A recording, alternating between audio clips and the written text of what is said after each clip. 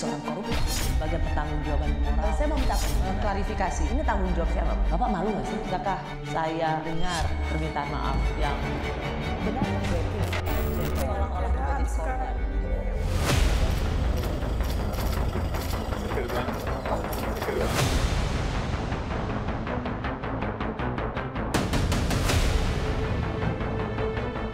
Pak SBY selalu mengatakan tidak boleh ada matahari kembar. Jangan sampai kita berpikir ada yang lain selain Bapak Prabowo saat ini. Tadi Pak Presiden juga menelpon saya, menyampaikan selamat halal bihalal hari ini dan meminta kepada sesama menteri untuk terus merapatkan barisan.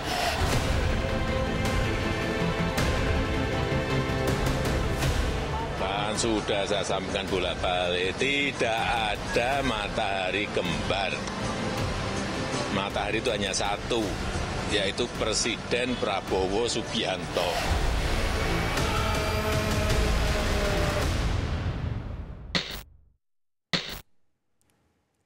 Selamat malam, selamat datang di program Rosi.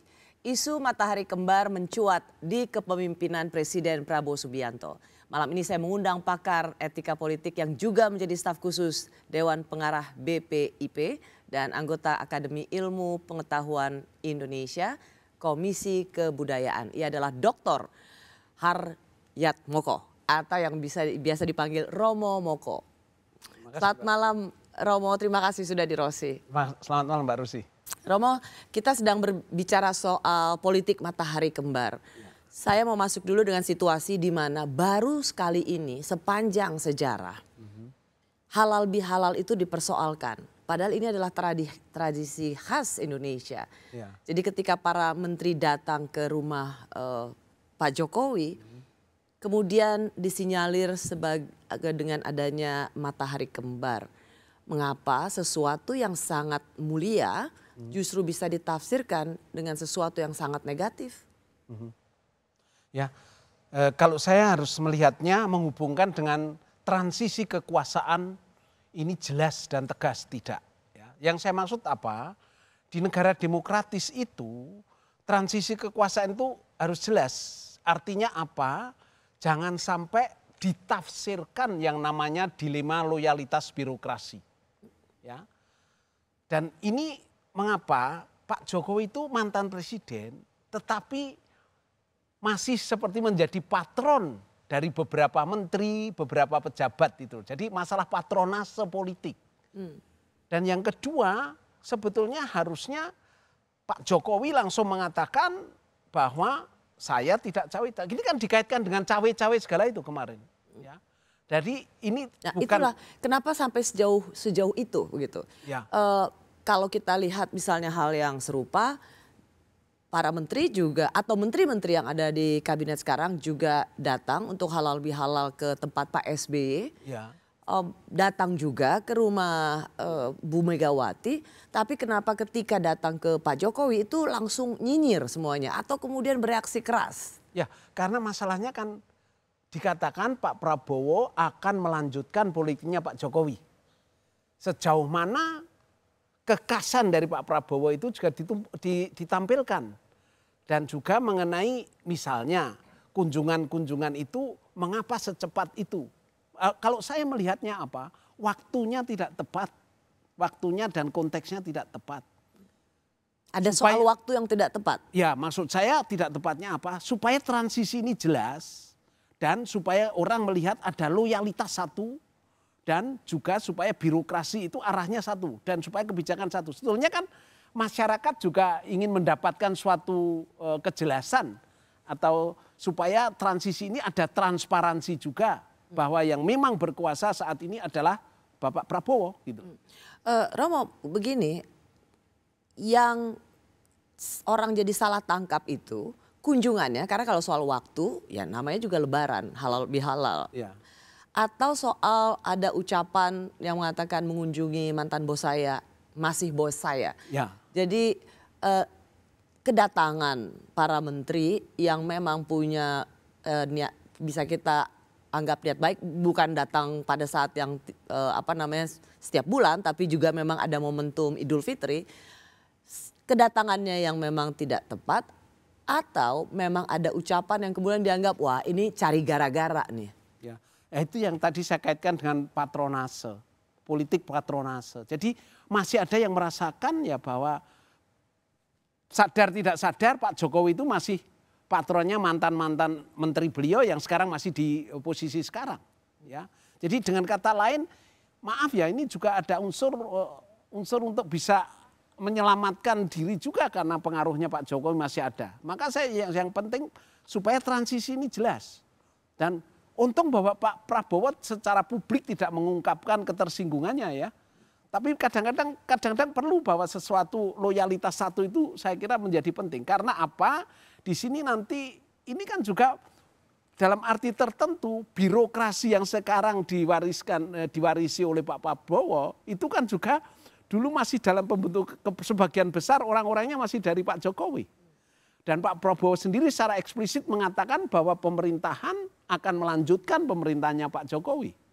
Lalu juga bahwa seperti dulu dikatakan bahwa IKN akan berlangsung. Nah, kapan bahwa ini bukan lagi yang mengendalikan, tidak memberi kesan yang mengendalikan Pak Jokowi. Jadi dalam politik kesan itu penting karena itu politik simbol, politik simbolik kesan itu. Jadi kalau orang hanya mentang loh kayak seperti itu kan wajar. Tidak, yang kecil tapi simbolik itu bisa mengungkap sesuatu yang lebih besar dalam politik. Kalau saya menanyakan ulang, yang memiliki kesan seperti itu saja yang berlebihan. Ya. Mengapa kemudian soal mengunjungi saja? Karena ini diawali oleh dari PKS waktu itu Mardhani Alisera dan kemudian tadi kita lihat juga dari Demokrat gitu. Jangan-jangan yang mengambil kesan atau menyimpulkan pertemuan itu saja yang berlebihan. Yang seolah-olah wah ada yang berusaha steal the show atau mencuri panggung padahal itu satu pertemuan yang biasa saja. Ya, kalau menurut saya begini Ibu, kalau orang sering mengatakan ya, kalau misalnya untuk KPK, untuk semua penegak hukum harus netral. Netral itu apa? Bukan hanya bahwa mereka tidak berpihak kepada salah satu pihak atau yang berperkara, tapi juga jangan menimbulkan kesan bahwa Anda berpihak kepada salah satu. Ya, ungkapan ini juga berlaku supaya apa? Transisi kekuasaan dari Pak Jokowi ke Pak Prabowo ini jelas, memang sudah terputus. Yang paling baik kalau apa? Kalau misalnya Pak Jokowi langsung mengatakan, jangan dulu, nanti setelah 1 tahun atau setelah 6 bulan silahkan, tapi jangan sekarang. Supaya apa? Pak Jokowi juga memberi semacam legacy kepada Pak Prabowo. Meskipun secara kata-kata tadi beliau sudah mengatakan bahwa tidak ada matahari kembar. Presiden adalah Bapak hanya Prabowo. Hanya ada satu matahari yaitu Presiden Prabowo. Dalam bahasa itu ada 3 aspek. Yang namanya locutionary, illocutionary, perlocutionary. Illocutionary itu apa? Ini yang penting bagi saya. Illocutionary itu suatu pernyataan dikatakan benar dan ada hubungannya dengan apa? Sejauh mana pernyataan itu ada implikasinya bagi yang mengatakan. Dengan kata lain adanya satu kata dan perbuatan. Nah, orang kan masih curiga betul enggak waktu mengatakan presidennya yaitu. Tetapi apakah kebijakan-kebijakan diam-diam masih sangat dipengaruhi oleh Pak Jokowi? Atau yang istilahnya cawe-cawe itu. Jangan-jangan masyarakat mendapatkan kesan seperti itu. Begitu loh Mbak Rosi. Mengapa masih ada orang yang harus mengkhawatirkan itu terjadi? Kalau kita lihat Pak Prabowo sendiri dalam pidatonya selalu mengucapkan terima kasih pada Pak Jokowi. Lalu kemudian yang paling baru saja Pak Jokowi dipilih sebagai utusan oleh Presiden Prabowo untuk mewakili pemerintah Indonesia ke Vatikan menghadiri pemakaman Paus Fransiskus. Bahwa Pak Jokowi diutus itu bagi saya masuk akal. Karena zaman Presiden Jokowi lah Paus berkunjung ke sini. Dan yang diutus juga kan Pak Yunan juga yang berjasa. Sebagai ketua panitia. Sebagai ketua panitia penyambutan. Jadi kalau ini bagi saya tidak masalah. Dan bagi saya malah sebetulnya kalau dikatakan Presiden Prabowo mengutus, itu bagi saya sudah unsur legacy itu, unsur legacy. Kecuali kalau orang mengatakan Pak Jokowi yang menawarkan diri untuk pergi, ya itu lain, itu berarti masih cawe-cawe. Bahwa Pak Prabowo mengutus itu unsur legacy. Bagi saya lebih pada transisi supaya Pak Prabowo ini memang sudah mendapat legacy, memang kekuasaan sekarang ada di tangan beliau gitu loh. Gitu. Romo beberapa kali menekankan soal legacy. Ya. Kenapa? Apa yang Romo ingin sampaikan soal transisi dari Presiden Jokowi ke Pak Prabowo dan juga soal legacy Prabowo? Apa? Di mana yang harus menjadi penekanan? Ini kan legacy ini supaya memperjelas supaya tidak ada namanya constitutional gray area. Antara kekuasaan yang formal dan yang informal searang-arang masih tumpang tindih. Seakan-akan ya itu tadi mengapa sebagian menteri masih harus berkunjung sowan kepada Pak Jokowi supaya ini kalau ini tidak dilakukan minimal legacy itu datang karena tidak ada lagi area abu-abu antara penguasa yang formal dengan yang informal. Supaya itu, mengapa saya mengatakan legacy istilahnya. Maksudnya juga supaya lebih kelihatan jelas bahwa apa yang menjadi program ikonik Presiden Prabowo ini dapat dieksekusi tanpa kemudian melihat ada sosok lain yang mempengaruhi. Ya. Dan dengan begitu lalu menjadi terbuka kepada orang-orang lain yang menginginkan ada sesuatu suasana baru dalam politik. Ya.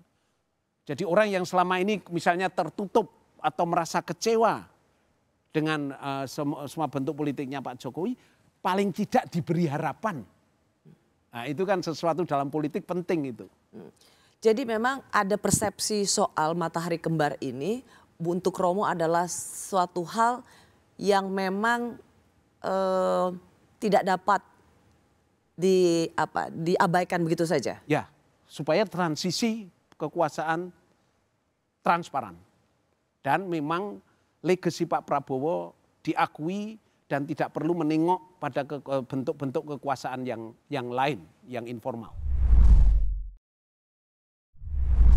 Terima kasih Anda masih di Rosi. Sikap Presiden ke-7 Pak Jokowi menerima kunjungan peserta didik Sespimen Polri di rumah pribadinya di Solo menimbulkan perdebatan soal etika seorang mantan kepala negara. Saya masih bersama Romo Haryatmoko yang banyak menyumbangkan pemikiran kritisnya dalam bidang filsafat dan etika politik. Romo, saya mau memutar ulang apa yang dikatakan oleh Pak SBY waktu itu kalau tidak salah bulan September 2024. Kata matahari kembar itu diucapkan pertama kali oleh Presiden ke-6 Pak SBY. Ini dia. Yang ada di alam semesta. Di alam ini hanya ada satu matahari. Tidak ada lagi. Akan kacau dalam sebuah negara, dalam sebuah entity termasuk partai politik kalau mataharinya banyak. Bisa dibayangkan. Makin panas karena matahari satu sudah panas, kalau ada dua, ada tiga bagaimana? Ya, Romo, waktu itu memang sedang berbicara soal internal partai. Ya. Maka yang lebih banyak maju adalah Mas AHY. Ya. Pak SBY ingin menekankan bahwa ia tahu diri.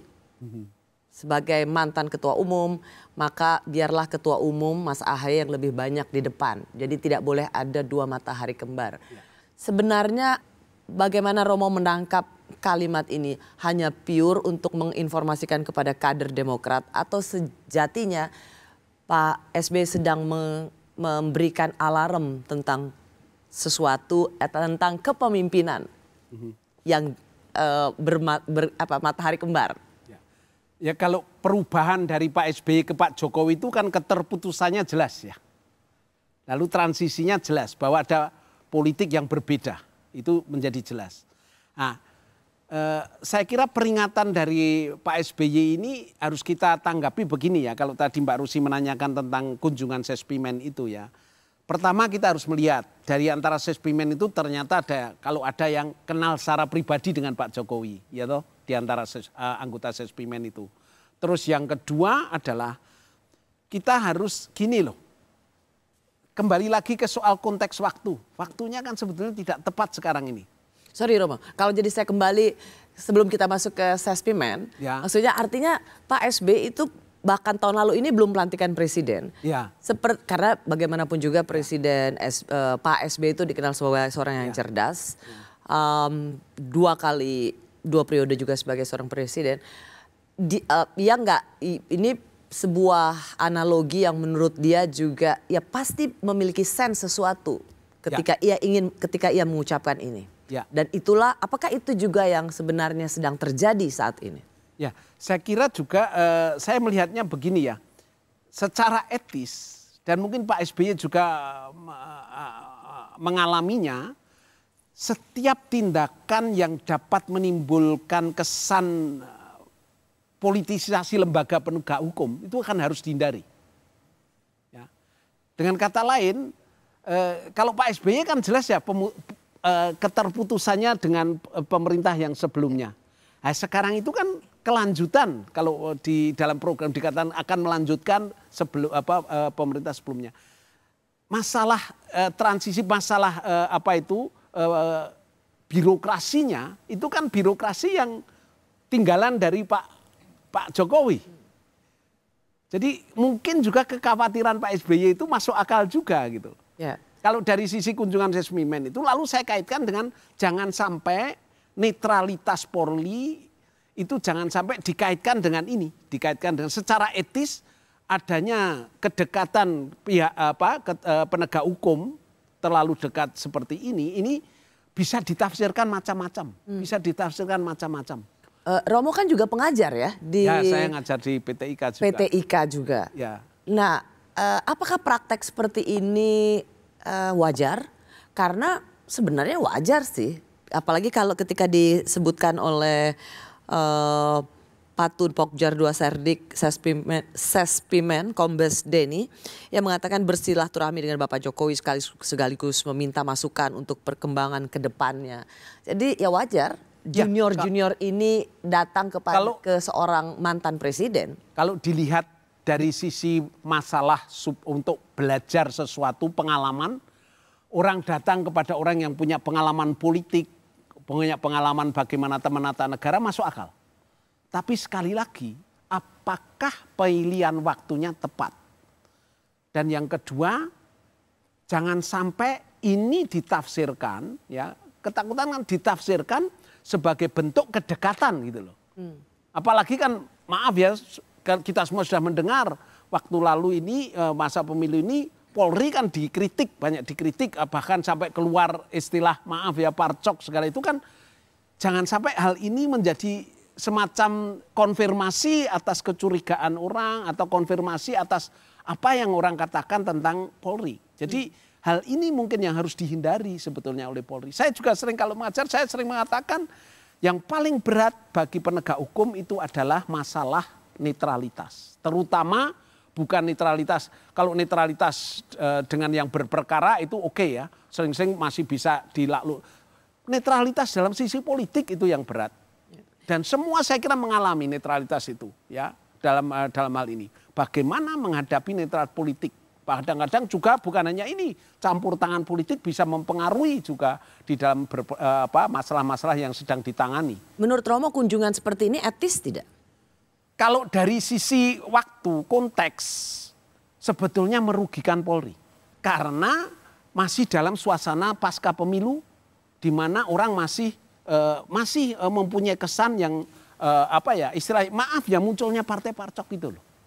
Justru merugikan Polri. Merugikan Polri. Tidak heran postingan soal foto kunjungan itu rasanya sekarang udah di take down dari sosial media, jadi tidak terpublikasi lagi. Jadi maksudnya baik, tujuannya baik untuk belajar sesuatu oke lah, tetapi dari sisi konteks politik sekarang pasca pemilu sebetulnya kurang tepat kalau untuk Cuman saya berusaha coba memberikan ruang bagi mereka yang datang gitu ya. Saya membayangkan karena kan ada Kompol Sarif kalau tidak salah namanya yang menjadi ajudan Pak Jokowi di Solo saat ini. Dan ini adalah teman-teman angkatannya. Dan bisa aja saya coba berimajinasi, yuk kita datang yuk, kita bertemu dengan Pak Jokowi. Dan pasti temennya siapa sih yang nggak mau ketemu mantan presiden, Romo Moko. Jadi kasihan juga kalau junior-junior ini kemudian datang hanya karena diajak dan kemudian mau gitu. Apalagi menemui mantan presiden dan kemudian kunjungan ini dianggap merugikan Polri. Karena ya jangan sampai kemudian malah karir mereka jadi terhambat di kemudian hari. Kalau menurut saya ini yang namanya pendidikan politik sejak muda ya, termasuk sejak dalam pendidikan di Sespimen ini, orang lalu akan sadar bahwa jabatan-jabatan tertentu itu bukan lagi masalah karir, jabatan tertentu itu adalah masalah politik, ya, sudah dikaitkan dengan politik. Nah, itu loh yang saya pikir harus mulai peka juga dalam hal-hal itu, memilah itu, ya. Nanti di level bahkan di level di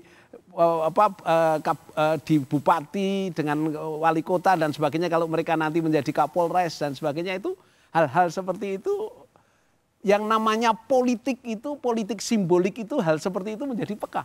Dan bisa jadi serba salah ya, karena ketika mereka kemudian cepat dipromosikan nanti bisa keluar lagi fotonya.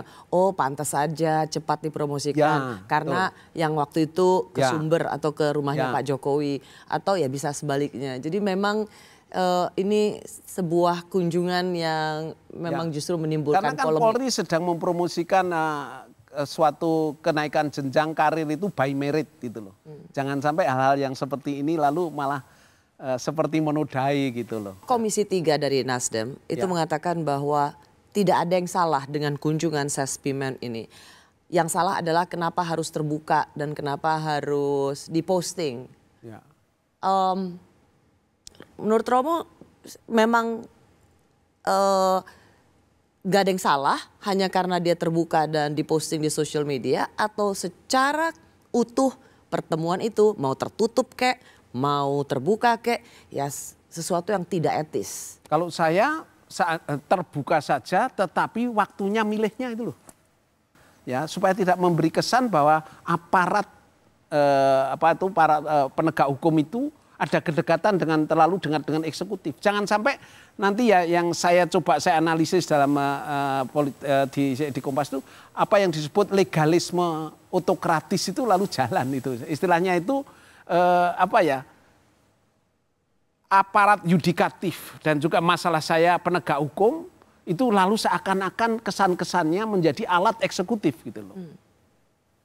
Harusnya itu harus dihindari. Secara etika jangan sampai, saya hanya mengatakan loh kan tidak ada apa-apa. Jangan bahkan memberi kesan pun kalau dalam politik itu terkait masuk dalam politik simbolik. Dan secara etika orang akan memberikan loh kalau ada perkara-perkara lalu kita bener kan, mengapa aparat penegak hukum bisa digunakan oleh eksekutif. Jangan sampai itu terjadi gitu loh. Ya. Baik. Romo, kita akan masuk lagi karena ini ada soal Sespimen yang datang ke Solo, tapi juga ada purnawirawan TNI yang bersuara tentang keprihatinan mereka, tapi sekaligus juga dianggap sungguh keras. Saya masih bersama pakar etika politik yang juga staf khusus Dewan Pengarah BPIP dan anggota Akademi Ilmu Pengetahuan Indonesia Komisi Kebudayaan Dr. Yohanes Haryatmoko atau yang dikenal Romo Moko. Romo, kita tadi bicara di bagian sebelumnya tentang Sespimen yang datang ke Sumber Solo, kediaman Pak Jokowi. Sekarang kita bicara soal ada purnawirawan TNI yang menyerukan keprihatinannya dan sekaligus juga kritik yang sungguh tajam. Saya ingin kita dengarkan lagi apa yang menjadi seruan purnawirawan TNI yang diwakili oleh Jenderal Purnawirawan Fahrul Rozi. Salah satu poin yang ingin kami sampaikan, seandainya kita diterima oleh Pak Prabowo Subianto, Ada yang ingin kami tanyakan, Pak, kenapa Bapak kok merasa utang budi dengan Pak Jokowi? Apa bukan sebaliknya, Pak? Beliau membantu Bapak cawe-cawe untuk menang, bukan karena dia sayang Bapak, Pak, bukan. Jadi mestinya Bapak nggak utang budi ke beliau yang utang budi ke Bapak. Sehingga ingin disampaikan ke tadi, Pak, lain kali nggak usah lah hormat-hormat banget, sedang-sedang aja lah, Pak. Romo Moko, apa yang Romo lihat dari seruan purnawirawan TNI ini? Saya pertama-tama akan melihat sisi positif dulu, terus nanti saya akan melihat menganalisis secara kritisnya. Saya memahami keprihatinan para purnawirawan TNI ini. Yang pertama, mungkin kekecewaan terhadap praktek demokrasi sekarang, ya. Jadi ada anggapan, saya memikirkan begini, ada anggapan bahwa demokrasi saat ini telah menjadi alat untuk elite dan oligarki, tapi bukan kedaulatan rakyat yang sejati, ya. Pada konteks ini atau pada poin ini Anda melihat ini sesuatu yang positif? Sesuatu positif. Lalu juga positif juga mungkin mereka ingin mengatasi masalah komersialisasi politik, ya. Nanti ini kalau ada kaitannya dengan kembali ke UUD asli, ya. Yaitu ingin supaya menghindari seakan-akan sekarang itu biaya politik sekarang itu tinggi. Dan politik uang itu marak. Dan pragmatisme dengan transaksional itu loh. Itu saya akan menangkap kalau ini dikaitkan memang asumsi saya benar, ya. Lalu juga bagaimana ingin memulihkan jati diri bangsa. Dan saya kira sebagai TNI mereka ingin ada legacy sungguh-sungguh pada Pak Prabowo. Mengapa dikatakan, mengapa Pak Prabowo Anda merasa berutang budi kepada Pak Jokowi, sedangkan Pak Jokowi tidak merasa utang budi kepada Anda? Ini kan sebetulnya mereka ingin menggarisbawahi apa yang saya sebutkan tadi, mengenai legacy itu. Ya. Ya. Ingin melihat Pak Prabowo otonom gitu ya. Kalau kita lihat isi apa yang menjadi seruan para purnawirawan itu adalah satu, kembali ke Undang-Undang Dasar 45 asli. Ya. Mendukung program kerja Kabinet Merah Putih yang dikenal dengan Asta Cita, Ya. kecuali untuk kelanjutan pembangunan IKN, lalu menghentikan PSN PIK 2 dan lain sebagainya karena berdampak lingkungan, menghentikan tenaga kerja asing Cina, secara jelas disebut sini yang masuk ke wilayah NKRI. Tetapi saya mau masuk juga ke poin nomor 8, yaitu mengusulkan pergantian wakil presiden kepada MPR karena keputusan MK terhadap pasal 169 huruf Q Undang-Undang Pemilu telah melanggar hukum acara MK dan Undang-Undang Kekuasaan Kehakiman. Sesuatu yang baik tadi menurut Romo, karena memang tentang demokrasi yang begitu mahal, oligarki. Tapi kalau melihat poin-poinnya, ini juga kembali ke Undang-Undang Dasar 45. Ya. Itu sesuatu yang rasanya kok Ya. khas purnawirawan TNI. Ya, itulah yang saya agak sedikit menganalisisnya sedikit kritis. Dalam arti apa? Ini kan seperti kemunduran demokrasi. Karena apa? Lalu kalau kita melihat di situ, kalau mengapa itu kan sentralisasi kekuasaan. Presiden, posisi presiden itu sangat kuat. Check and balance-nya lemah di situ. Lalu juga tidak jelas masa jabatan presiden. Kalau di amandemen kan jelas. 2 kali, tidak boleh lebih. Ya, itu saya kira baik secara demokrasi. Lalu juga bahwa DPR tidak bisa begitu saja melengsarkan presiden. Ya, DPR harus dan juga harus, ini kaitannya dengan untuk melengsarkan wakil presiden itu kan, maaf ya, ini sekali lagi kan delegitimasi terhadap pemilu. Meskipun keputusan MK itu kontroversial, ya. Mengapa kontroversial? Mungkin dari sisi hukum jalan, tapi dari sisi etika tidak jalan. Apa yang disebut dalam kehakiman, dalam peradilan itu ada yang namanya judicial disqualification. Judicial disqualification itu kalau saya hakim menangani suatu perkara, sedang saya ada relasi keluarga atau sahabat atau relasi apapun, sebaiknya saya mengundurkan diri, tidak ikut menghakimi. Itu dari sisi etikanya. Dan itu yang kontroversial, ya toh. Tetapi dari sisi hukum kan itu benar. Jadi kalau umpama memang hanya menurunkan begitu saja kan itu berarti delegitimasi pemilu. Ya, itu kalau dari sisi, kalau kita melihat dari sisi hukum dan dari sisi etika. Sedangkan kita akan melihat di sini mengapa ini kemunduran juga, karena apa? Karena di sini nanti check and balance nggak jalan. Betul. Jadi tadi Romo mengatakan untuk melihat apa yang menjadi seruan para purnawirawan TNI ini, satu sisi bisa valid apa yang menjadi keprihatinan mereka, tetapi dengan jawabannya adalah kembali ke Undang-Undang Dasar 45, ini adalah kemunduran demokrasi. Iya, iya. Dan lepas suka atau tidak suka atau proses etik tentang calon wakil presiden itu sudah menjadi produk hukum dan hasil pemilu yang harus diterima. Ya. Tidak bisa kemudian mengatakan mengusulkan pergantian wakil presiden karena ini menurut Romo, apakah yang dikatakan para purnia sebenarnya apa yang ingin mereka sampaikan? Karena selain memang apakah betul-betul ada semacam ketidaksenangan? Nah, kalau umpama ada suatu ketidakpuasan yang sungguh-sungguh ingin menyuarakan, memang sungguh-sungguh ada jalan, harus lewat DPR. DPR nanti akan melihat apakah ada alasannya. Maksud saya apakah alasannya itu apakah memang ada pengkhianatan negara terhadap negara, apakah ada korupsi yang besar, adakah tindakan yang sungguh melanggar. Lalu dari situ DPR harus menyerahkan ke MK. Ya toh? Dari MK itulah yang nanti akan menentukan. Artinya tidak semudah itu. Iya, dan dari MK baru ke MPR. Seandainya MK pun sudah memutuskan salah pun, MPR kan masih akan merundingkan lagi untuk itu. Jadi proses seperti itu kan juga kita mengikuti proses hukum.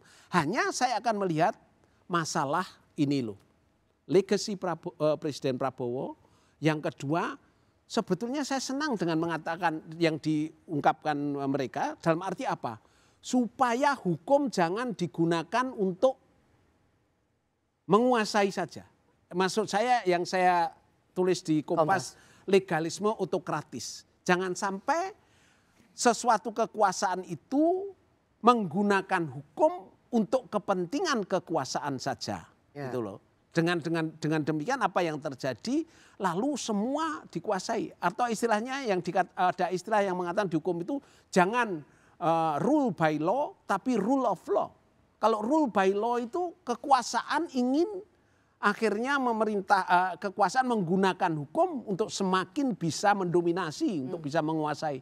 Sedang rule of law itu negara juga tunduk kepada hukum sehingga melindungi dan individu dan warga negara setara dan bisa juga dilindungi terhadap kekuasaan negara. Romo, kalau kita lihat ada Sespimen Polri ke Solo dan kemudian ada purnawirawan TNI yang menyuarakan suara-suara seperti ini.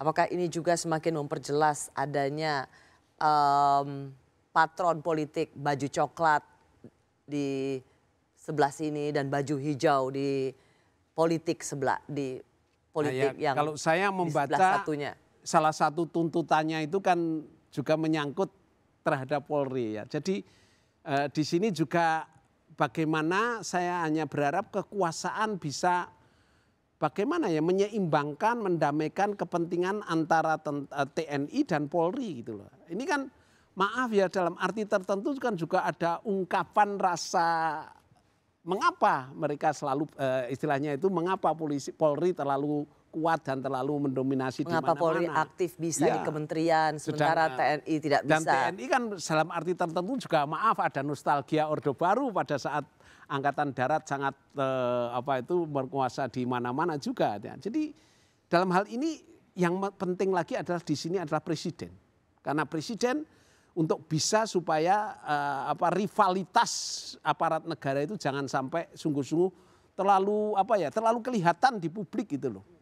Romo, kalau kita lihat ada soal persepsi matahari kembar, lalu kemudian ada soal dari beberapa kelompok yang tetap mempersoalkan wakil presiden misalnya. Seberapa besar ini menjadi batu kerikil dalam kepemimpinan Presiden Subianto, atau ini hanya kebisingan yang tidak terlalu berarti? Bisa saja itu dianggap kebisingan. Yang penting politik saya tetap jalan. Tapi kalau menurut saya, kalau suatu demokrasi itu adalah komunikasi yang lancar dengan antara kekuasaan dengan masyarakat, kalau saya mungkin lebih baik Pak Prabowo ini juga membuka pintu. Selain kemarin membuka pintu bagi para wartawan ya, 7 dialog dengan wartawan. Redaksi. Saya kira saatnya juga Pak Prabowo memperbaiki hubungan dengan kelompok akademisi dan intelektual. Jangan sampai memberi kesan ya, pemerintahan lama itu ada kesannya anti intelektualisme gitu loh. Supaya juga memperbaiki untuk citra mengenai masalah-masalah bahwa di negara kita ini ada etika politik gitu loh.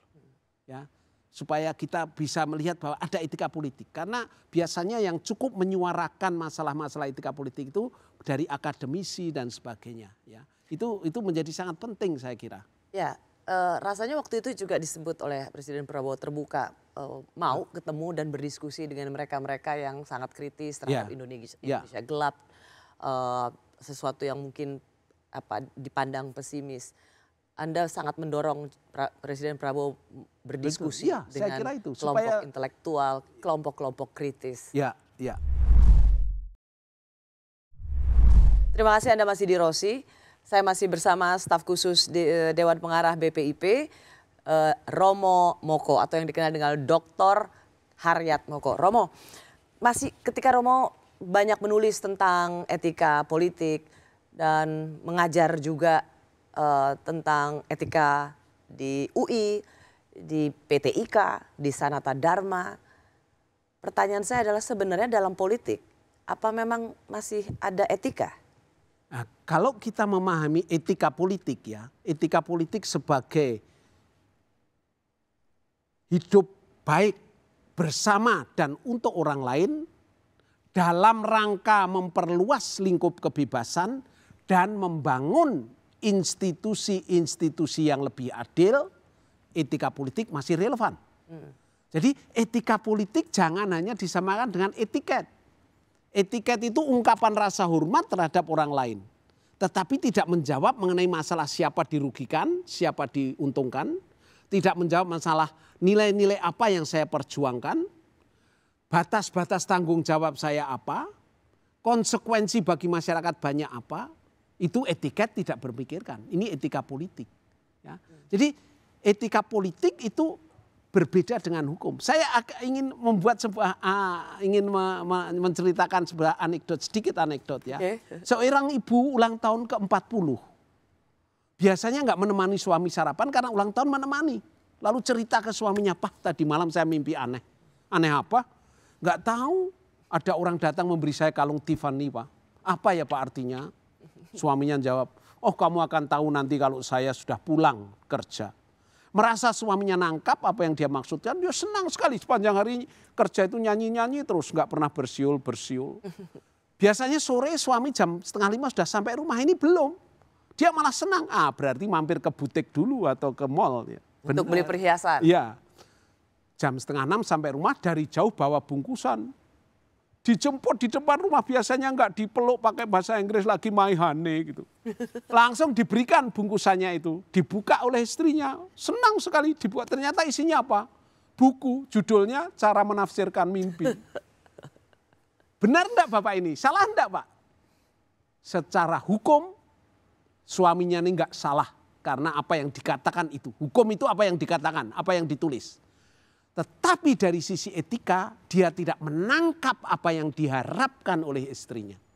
Itu masuk ke etika? Etika itu kalau saya pernah memberikan di Dewas KPK dan KPK, dari pihak KPK mengatakan berarti etika itu subjektif dong, sedang hukum objektif. Tidak, etika tidak subjektif. Etika itu intersubjektif. Artinya apa? subjek-subjek yang mempunyai kesadaran moral tertentu akan peka bahwa ini etika atau bukan. Itu maksudnya. Nah, kalau mengenai sebetulnya lalu nanti kan mesti Mbak Rosi akan nyerang saya. Banyak orang pinter, tahu orangnya cerdas tapi malah korup. Ya, banyak orang pinter nggak tahu etika. Nggak tahu etika, dalam arti etika ini. Saya akan mengatakan tahu tidak sama dengan bisa melakukan. Antara tahu dan bisa melakukan itu ada jembatan, namanya modalitas, Mbak. Nah, etika politik, etika publik itu yang penting justru modalitasnya. Yang menjembatani antara tahu dan bisa melakukan. Saya memberi contoh sederhana, kalau saya punya mahasiswa, nyontek, HP dikumpulkan bisa nyontek, duduk jarang masih bisa nyontek, saya nggak perlu marah, saya hanya bilang semester depan ujian lisan. Ini mengubah perilaku. Saya pernah mengajar di PTIK, salah satu mahasiswa yang mantan Kapolres, saya tanya apa artinya modalitas. Dia memberi contoh bagus. Saya punya anak buah, seminggu bisa terlambat 2-3 kali, sudah dihukum push up, sudah disuruh terik matahari sampai 2-5 jam, dan diancam akan tidak naikkan pangkat, tetap terlambat. Akhirnya saya ngunjungi. Ternyata rumahnya jauh. Kalau berangkat itu naik angkot, ngantar anaknya dulu ke SD. Dari SD anaknya ganti angkot, ya tentu terlambat. Modalitasnya apa? Ya saya bilang, ambil kredit sepeda motor. Saya bayar DP-nya, kamu bayar cicilannya. Sejak itu nggak pernah terlambat.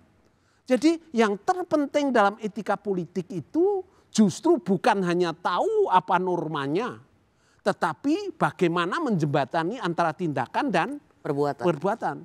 Salah satu contoh e-budgeting itu adalah modalitas yang dilakukan Ahok waktu menjadi gubernur itu, ada e-budgeting sehingga orang bisa, memang masih ada korupsi tetapi minimal orang bisa melacak kalau dengan cara itu. Jadi kita sering merasa kalau seakan-akan kalau tahu sama dengan bisa melakukan, padahal yang penting justru bagaimana menjembatani antara tahu dan bisa melakukan. Jadi sebenarnya persepsi soal matahari kembar dalam kepemimpinan nasional ini bisa dihentikan kalau paham etik. Ya, dengan cara itu sebetulnya lalu kita akan mengatakan ya kita harus tahu ya istilah matahari kembar itu kalau kita kaitkan dengan ilmu komunikasi kan orang mengatakan realitas itu tidak pernah telanjang.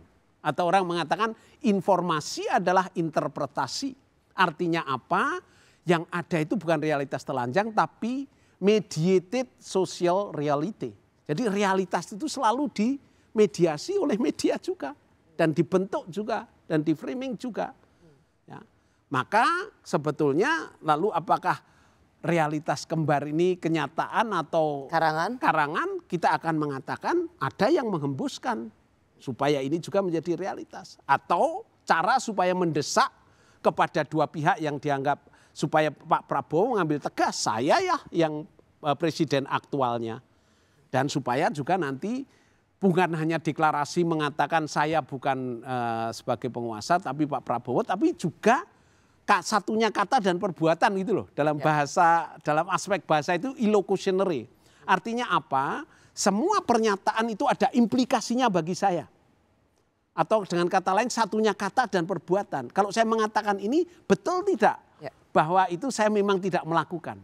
Itu loh yang penting. Dan itu adalah ciri yang paling utama dari mereka yang memiliki etika. Ya, betul. Terima kasih Romo Moko sudah di Rosi. Kita akan ketemu lagi untuk berbicara. Semoga percakapan ini bisa menjadi bagian dari benchmark kita semua. Dalam penyelenggara berbagai macam hal. Apapun itu etik adalah yang terutama. Terima kasih Romo. Terima kasih Pak Rosi. Terima kasih juga bagi Anda yang sudah menyaksikan Rosi. Kita jumpa lagi Kamis depan. Tetaplah di Kompas TV, independen terpercaya.